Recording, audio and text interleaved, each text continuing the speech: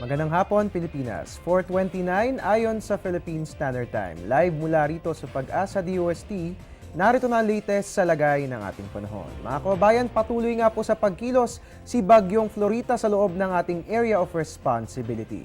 Ngayon nga pong alas 3 ng hapon huling namataan ng bagyo, 495 kilometers east ng Basco, Batanes. Taglay pa rin po ang lakas ng hangin na 195 kilometers per hour at ang pagbugso na aabot naman ng 230 kilometers per hour. Patuloy pa rin po ang kanyang north-northwest direction sa bilis na 20 kilometers per hour.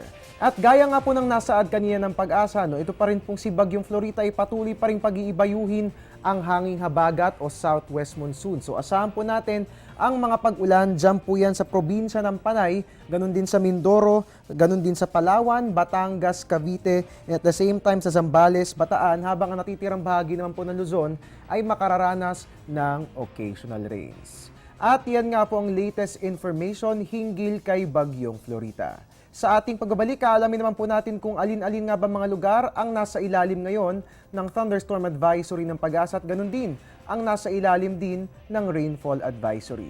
Antabayanan po yan makalipas ang isang paalala.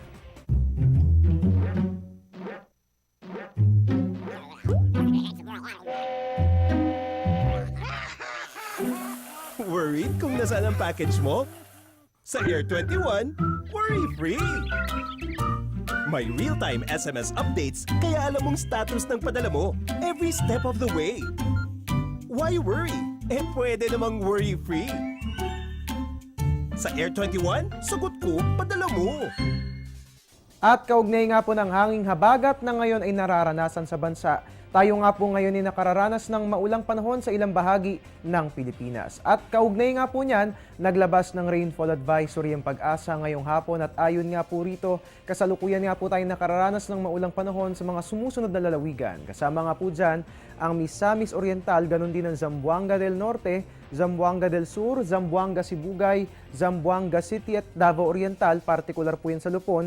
At ang Maguindanao, kasama rin po yan, partikular po yan sa Dikalungan. At ayon nga po sa Pag-asa, tayo nga rin po yung may inilabas na thunderstorm advisory at kasama nga po dyan ng mga sumusunod na lalawigan, ito nga po yung Zambales at Nueva Ecija. At bukod pa dyan, ito nga po nga may mga lugar pa rin po na ngayon ay inasa ilalim ng Pag-asa sa thunderstorm advisory. At kasama nga po dyan ng Tarlac, partikular po sa La Paz, ganun din ng Rizal Rodriguez at San Mateo, Nueva Ecija, Bataan at Batangas.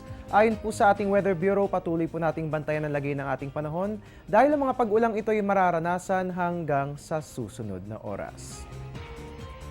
At iyan po muna ang latest mula rito sa Pag-asa DOST. Mga kababayan, dahil patuloy po ang mga pagbabago kay Bagyong Florita, manatiling nakatutok dito lamang po yan sa Panahon TV Express kung sa walang pinipiling panahon ang pagbibigay impormasyon. At antabayanan po ang susunod kong ulat mamaya po yan sa News at 6. Tayo po ay may mai-interview na Pag-asa weather forecaster hinggil nga po sa lagay ng nasabing bagyo.